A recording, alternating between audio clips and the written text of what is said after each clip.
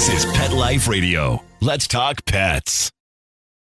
The views expressed by guests on this program do not necessarily represent the views of the host or owners of the Doggy Diva show and do not necessarily constitute endorsement of products. Medical information discussed by guests on this program are those of the guests and is only for informational purposes and should not replace medical advice by your local veterinarian professional. Hi, this is Susan Marie from the Doggy Diva show. This week, a super gentle little pet that will capture your heart.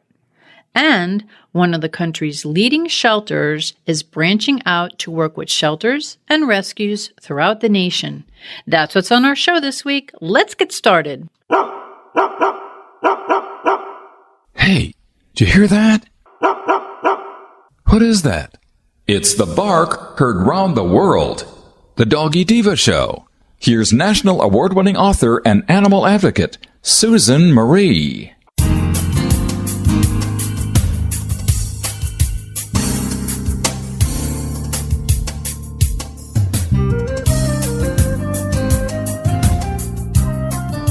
Hi, welcome to the Doggy Diva show, the show for animal lovers.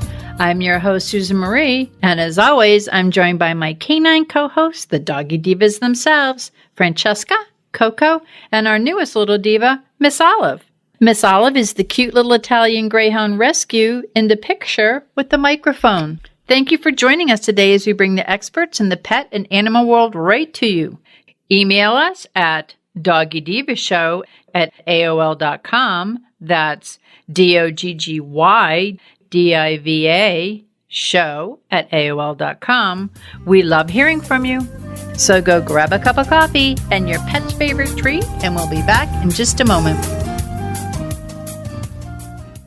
Does your dog itch, scratch, stink, or shed like crazy? Come to Dinovite for help. Order a 90-day supply of Dinovite. Dinovite is nutrition. Pick up 2 bottles of Lico Chops. Get the 3rd bottle free. New improved Lico Chops with omega-3, omega-6, vitamin E. And now, 6 extra direct-fed microbials. Even better for the digestive tract and immune system. Try Lico Chops. Buy 2, get 1 free. At Dinovite.com. DINOVITE.com. Let's Talk Pets on PetLifeRadio.com.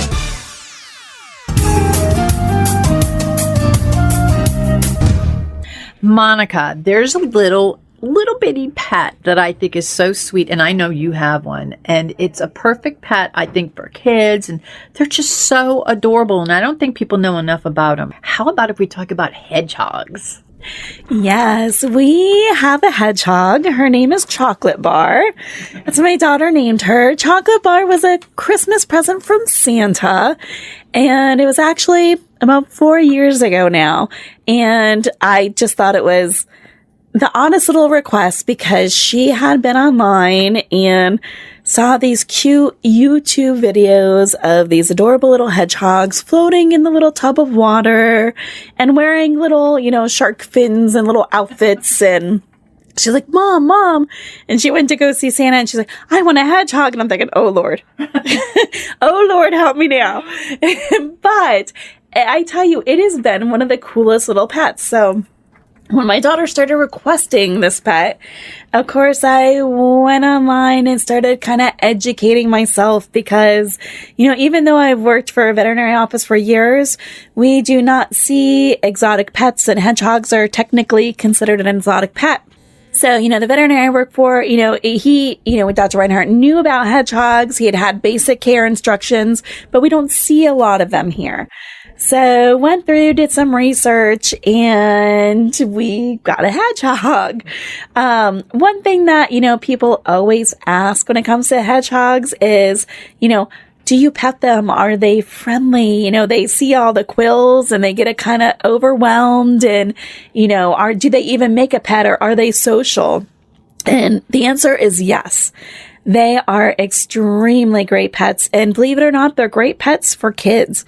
It's a great pet to kind of learn how to care for pets. They are very affectionate, even, being, in this little protective shell surrounded by quills. They're still very, very sweet, affectionate animals. One thing about hedgehogs is Their sight is not the best, but they have a very, very keen sense of smell. And a lot of times they adapt through smells.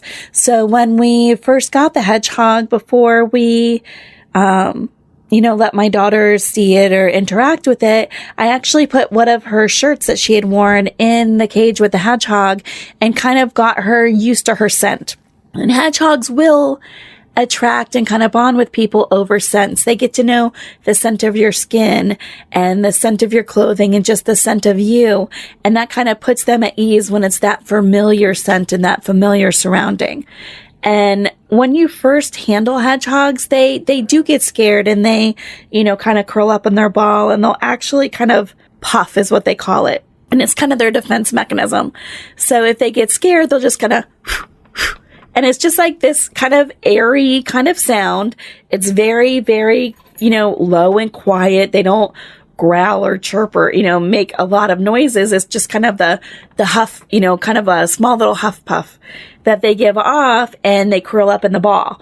And that kind of, the kind of jumping effect is what, wards off predators, and they have their quills to kind of, give themselves a defense mechanism. Monica, can you tell us a little bit about what they eat? And I think another thing is the size. I don't think people know how little they are, really. They are. They do stay pretty little, too. Now, hedgehogs can kind of be known for getting obese. So you do have to kind of control how much they eat, make sure they don't get too fat. However, they stay pretty small. They're smaller than guinea pigs, usually about, the gerbil hamster size. If they do not get, they're not going to get any taller. They can always get rounder, same with our, other furry animals. One thing that's really important too about hedgehogs is their legs. That's where you get the most injuries in hedgehogs. They have in their mass of their body size compared to their little tiny legs. That's where they get in trouble. So having an exerciser, because they're very big into exercise, having an exerciser that has no wires, nothing that their feet can slide in between. So when you get their cage and their bedding and their house all set up, you want to have one of those flat or solid plastic exercisers. And they have these ones for hedgehogs that are actually, it looks like a little spaceship. Like it's a round circle, but instead of being an exerciser that is tall that goes on the side of the cage, this one actually has the base on the bottom and the whole top of it's open. So it's a little circle that's made of plastic, and they just get on there and they run and it spins around in a little circle. And it looks super cute. One thing about hedgehogs too is, how you have their housing is really, sometimes it's not as difficult as it seems. You think you're going to have, rabbit bedding or something like that in there. Some of like the Carefresh stuff, with the plastic shavings or wood shavings. Hedgehogs are very easily potty trained. My hedgehog is potty trained. Took about a month. One of the best tips that I saw on a hedgehog site was that when the hedgehog exercises, and they love to exercise, they're always on that wheel at night. And one thing a lot of people, to be aware of hedgehogs is they're nocturnal. So they sleep during the day, they're up at night. And generally like 6, 7 o'clock, our hedgehog starts getting up, it starts eating. But by 9 or 10, that thing is crazy on that treadmill, loves it. And she gets on there and they go to the bathroom when they exercise. So what I did was I took an extra litter box and I got a larger size one, not like the hamster size, but I got like the rabbit iguana size. So the little exerciser that they exercise on can go inside the litter box.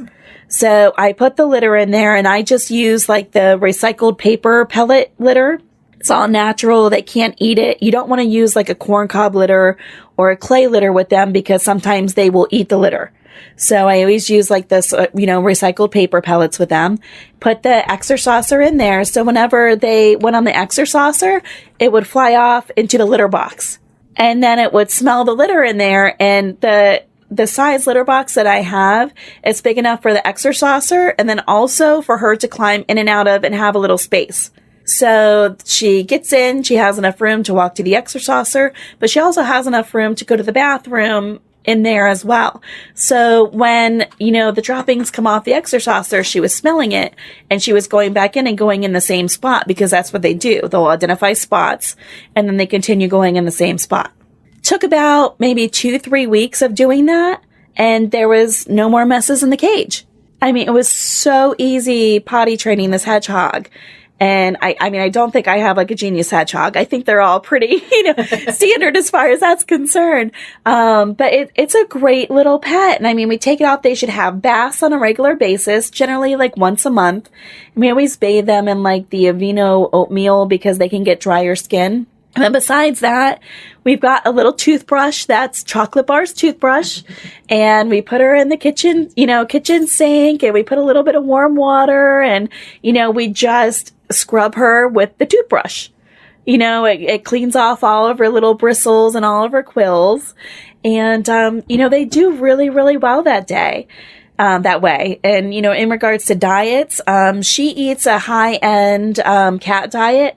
They make hedgehog diets, as well, but they can absolutely eat cat food. They love their mealworms. Love, love, love their mealworms. That is her favorite treat in the whole world. She will do anything and go anywhere for a mealworm. Some of them love a lot of extra stuff too. Berries, lettuce, celery. Chocolate Bar likes the leaves that come off the celery sticks. So when we buy celery at home, she always gets the stalky, leafy part that we throw away, and she loves that. She really likes spinach. She likes raspberries. So you can definitely, give them little treats. But they are really, really good pets. And the more with them, the friendlier they become, the more you handle them. So if you have a hedgehog, you definitely want to handle it. And we're talking a daily basis. That is the one commitment that if you get a hedgehog, you have to be committed to doing.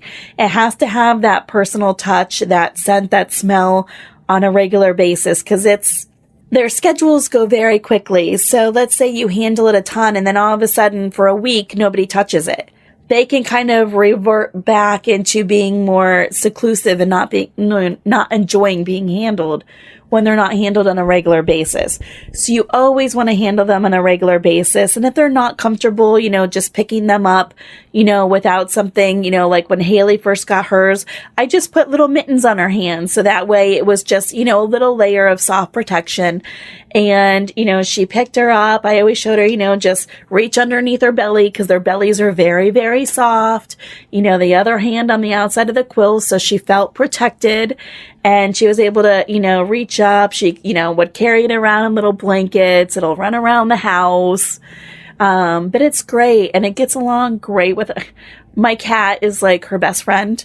And the cat uses the hedgehog as her brush, so she quite frequently has cat hair in her quills because the cat brushes and rubs against her.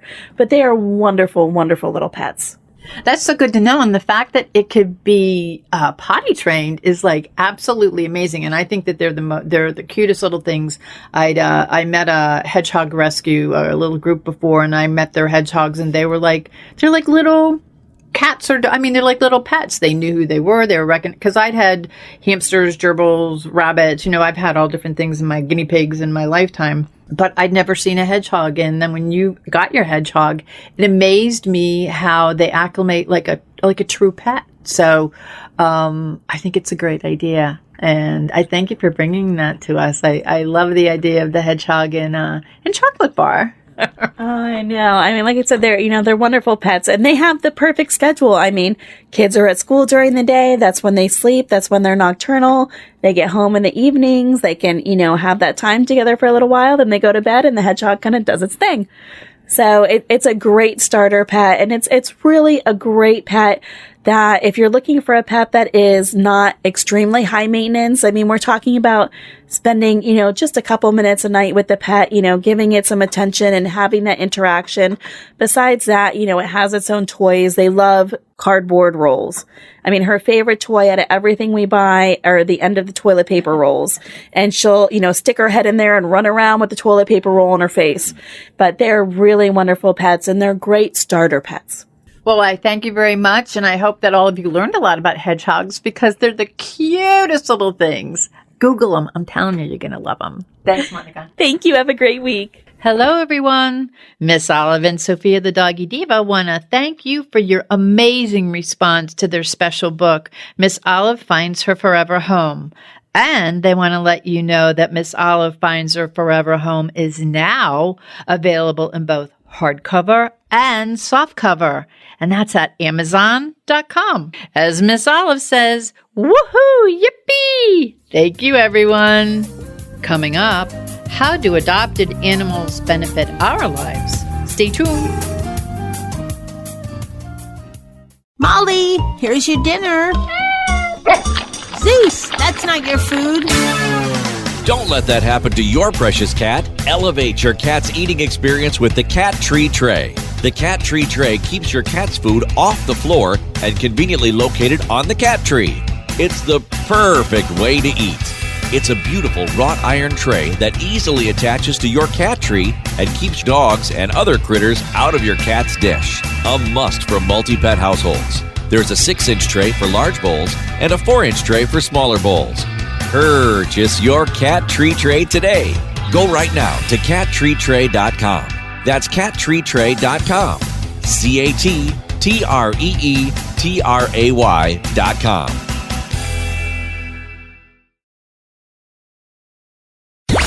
Let's talk pets Let's talk pets on Pet Life Radio. Pet Life Radio. PetLifeRadio.com.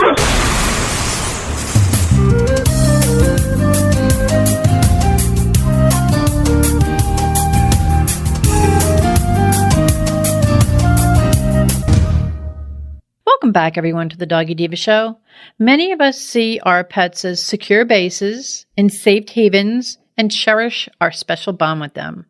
Carol Novello is the president of the Humane Society Silicon Valley and the founder of Mutual Rescue, a national initiative whose focus is on changing the conversation from people and animals to people with animals, with the goal of elevating the cause of animal welfare and the benefit of bonding with our animals.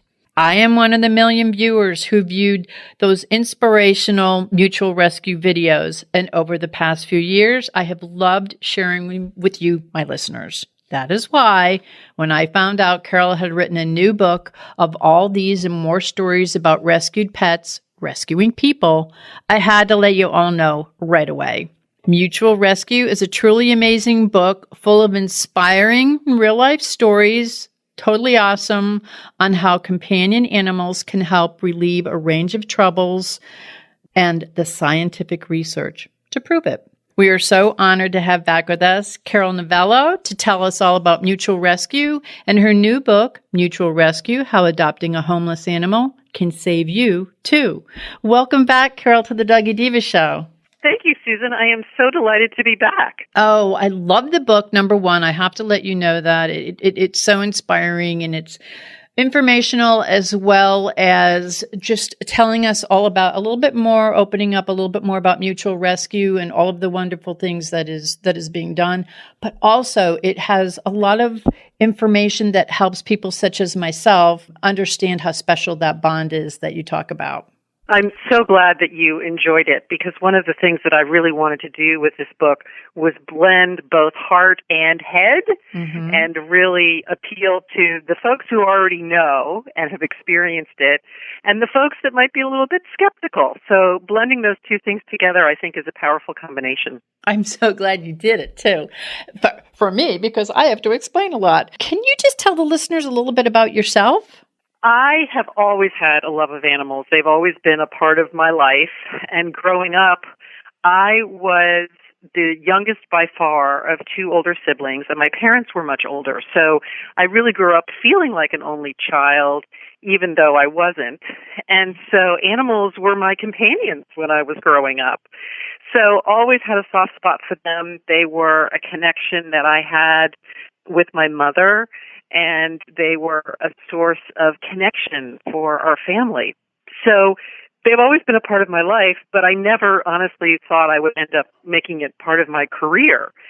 So I had a varied career before I started running Humane Society Silicon Valley.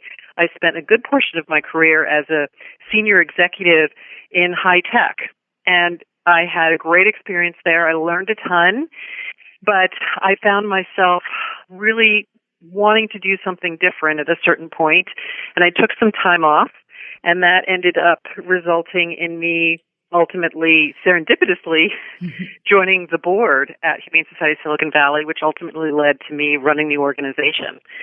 And from there, what was very interesting to me is that I was out raising money and talking to people.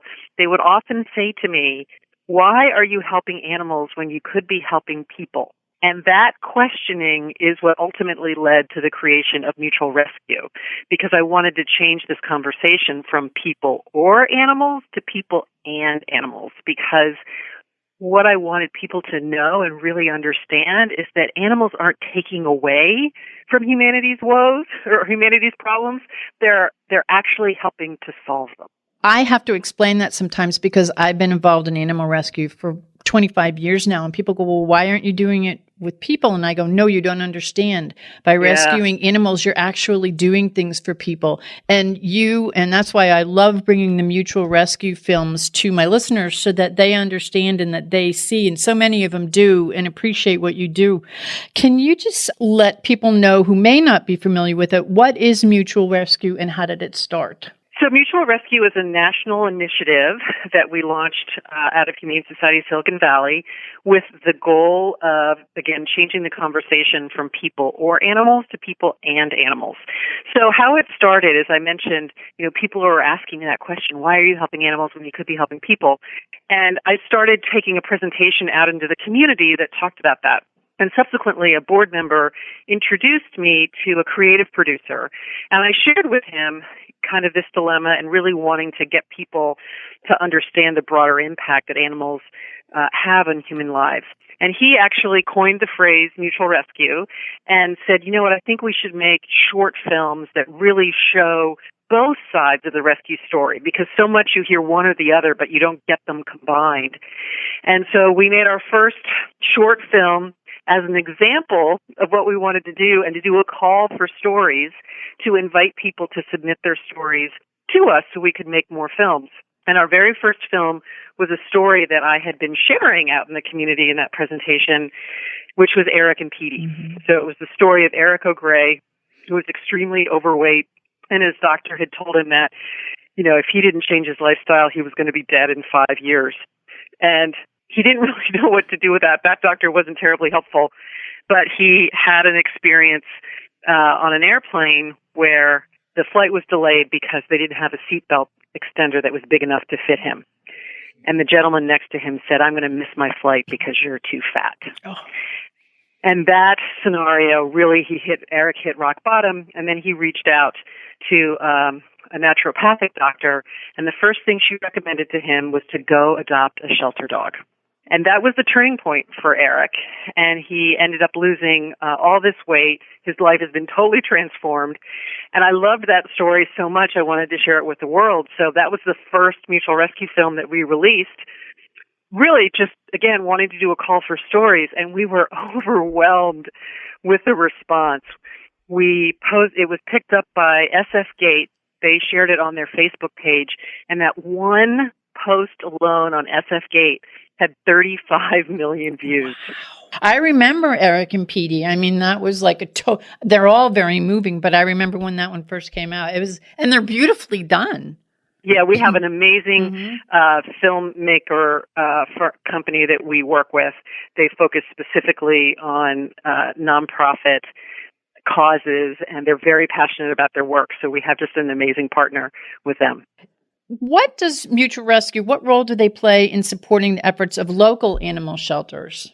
Well, one of the things that we wanted to do is help educate people that local humane societies are not chapters of the Humane Society of the United States. A lot of people think that that is the case, when in fact, Humane Society is actually a generic term for an animal welfare organization. And what we wanted to do was create more awareness around that so that we could inspire people to get engaged at the local level. So one of the things that we're doing is making it easier for shelters across the country to implement programs that help facilitate that connection between animals and humans. And one example is the Doggy Day Out program. So we didn't originate this program, but we did implement it at Humane Society Silicon Valley. And it was so successful that we said, you know what? Let's find out all of the best practices from shelters that are doing this across the country, create a toolkit, and make it really easy for other shelters to download that toolkit and implement the program in their community. And what it is that basically people can come take a shelter dog out for an afternoon. So it's a simple, low barrier to participation way, helps the stress of both the animals and the humans, and creates some quality bonding time. And these dogs that are going out on Doggy Day Out, they're getting adopted more quickly because they now have somebody that actually is advocating for them, even if they are not able to adopt them.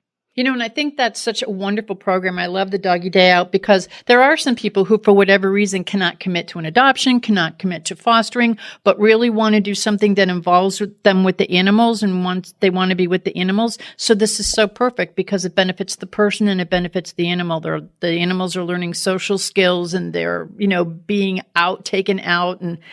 And you go through this in the book too, but I mean, I think it's such a wonderful, wonderful program. And I know that different rescues and shelters are picking it up throughout the country. So, well, it's exciting because what ends up happening is the shelters are getting more local exposure. Mm-hmm. The media seems to love Doggy Day Out, and what we want to do is just create more opportunities for shelters who are in the local communities. These are the shelters that are saving lives. They're on the front lines, and they need support both in terms of time, money, and people. And it's like a win-win. It's a win-win program. Now, with the Mutual Rescue book and, of course, the films, it focuses on people and animals and how they rescue each other. And we talked briefly about Eric and Petey. Can you just tell us some of the stories and the impact that they've had?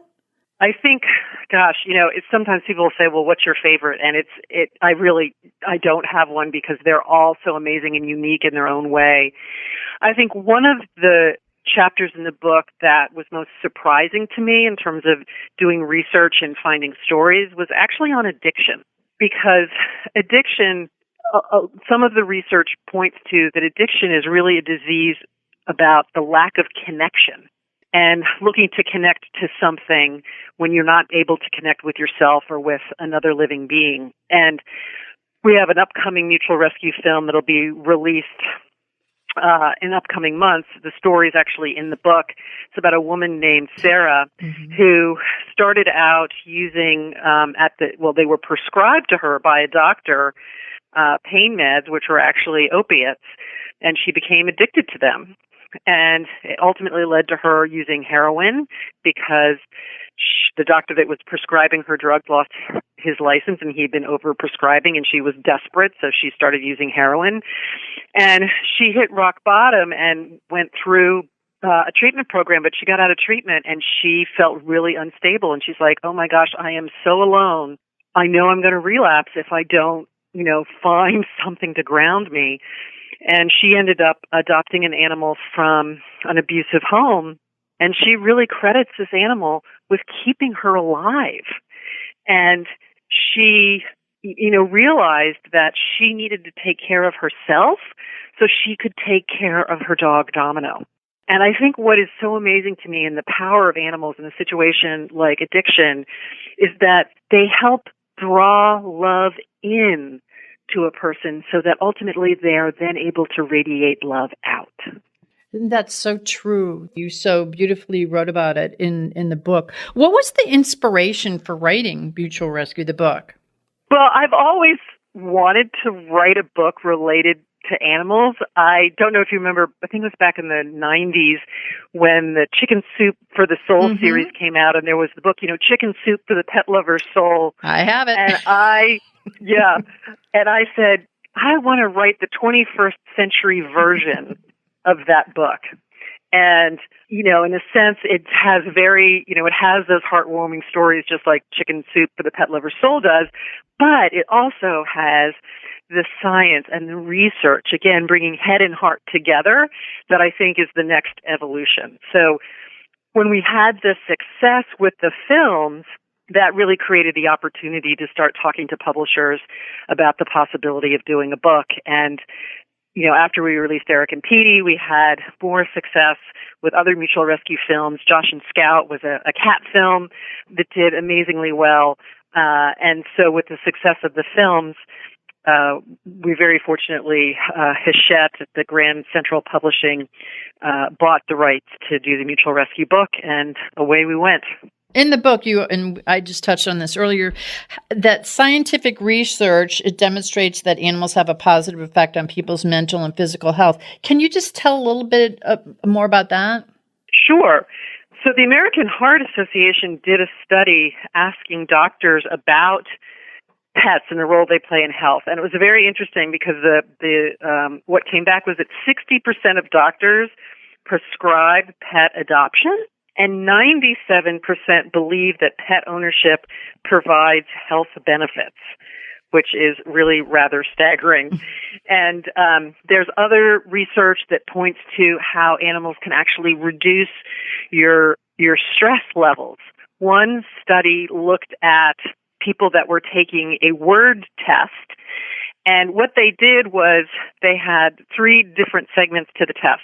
One was a group of people that actually had their pets with them, another that were asked to think about their pet, and then another group that was not given any instruction at all. And they were given these tricky word problems to solve.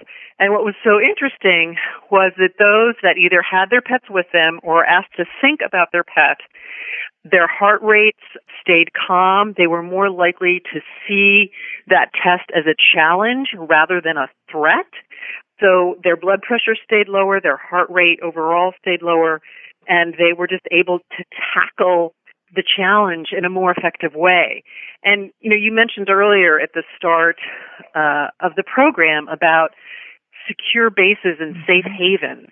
And that is actually part of psychological theory. It's called attachment theory, which is that we as human beings have a basic need to have a secure base, which allows us to go confidently out in the world to meet our goals, and to have a safe haven, which is a place where we can find comfort and reassurance.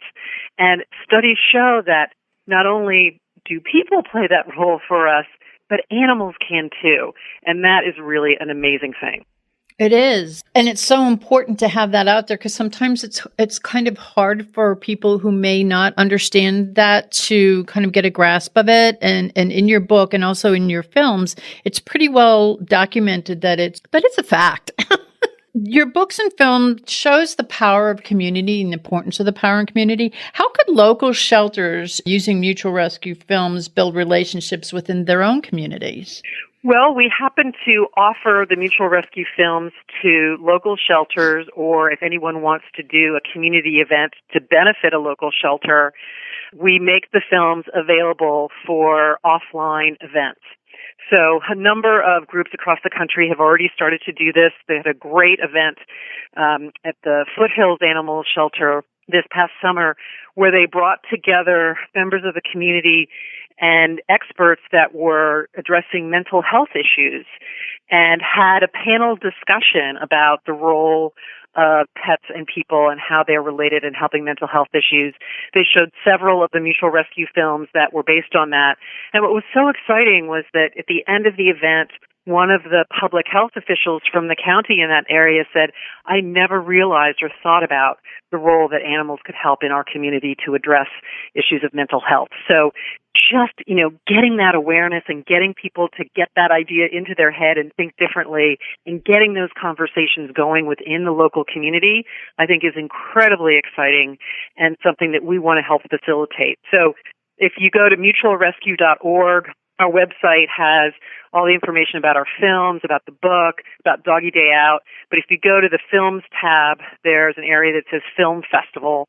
And if you click on that, it provides more information about getting a program or an event going in your particular area. And people and, individuals and organizations that are out there, it would really benefit. I think they're wonderful videos, and this book is phenomenal.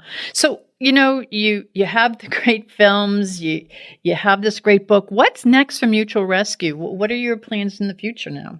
Well, what we're ultimately hoping to do is secure national corporate sponsors so that we can bring more money into the sector to help advance the human-animal connection and help provide more funding to advance animal rescue.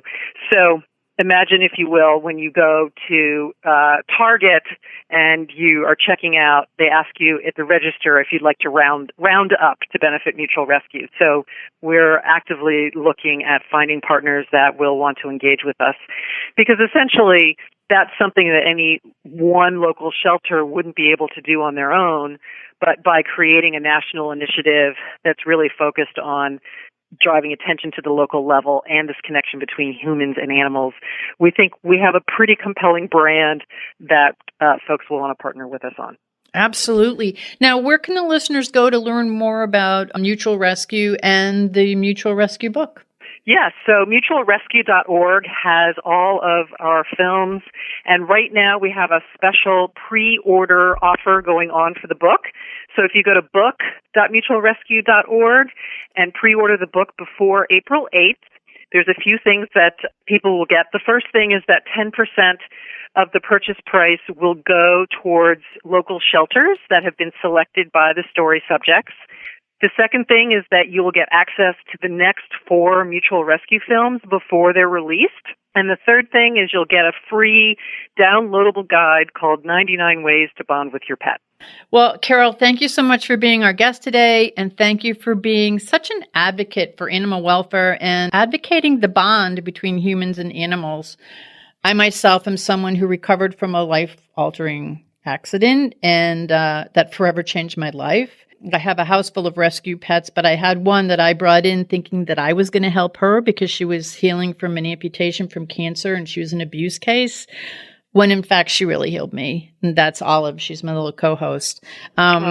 So I just want to quote something from your book because I loved your book. It touched me because I am living proof that they do save our lives. And you so eloquently stated this, that pets with problems of their own make us feel less alone in our infirmity, show us how to unflinchingly face fragility, and give us the opportunity to practice compassion towards our perfectly imperfect pets and ourselves. And I have to tell you that so much in the book meant so much to me, but I think this pretty much sums up my scenario, and I'm sure that there's a number of other listeners out there that it sums up theirs. So for those of you who are looking to learn a little bit more about Mutual Rescue, to be inspired, and to actually understand better the strong bond between animals and humans, please get the book, Mutual Rescue, How Adopting a Homeless Animal Can Save You Too, by Carol Novello. And Carol, again, I want to thank you for being our guest. It's been wonderful having you back on the show. Thank you so much, Susan. It was a delight. Thank you, and we'll be back in just a moment. Hello, everyone. Miss Olive and Sophia, the Doggy Diva, are so happy that their first book in the Doggy Diva Diary series, Miss Olive Finds Her Forever Home, is now available at online book retailers. So please visit Miss Olive and Sophia at www.thedoggydiva.com. That's DOGGYDIVA to order your copy now. And they hope that you love reading Miss Olive Finds Her Forever Home as much as they loved writing it. Thank you. We would like to thank our guests this week. And also, as our Doggy Divas always say, please love your pets because they love you unconditionally.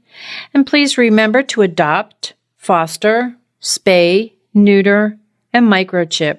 And as always, please have a great Diva week, everyone. That's all for this episode of The Doggy Diva Show. To find out more, go to our website, thedoggydiva.com. Also, find us on our Facebook page, The Doggy Diva Show, and tell your fellow dog lovers about it. Don't miss Susan Marie, Miss Olive, and the Doggy Divas right here for the next episode. See you again soon.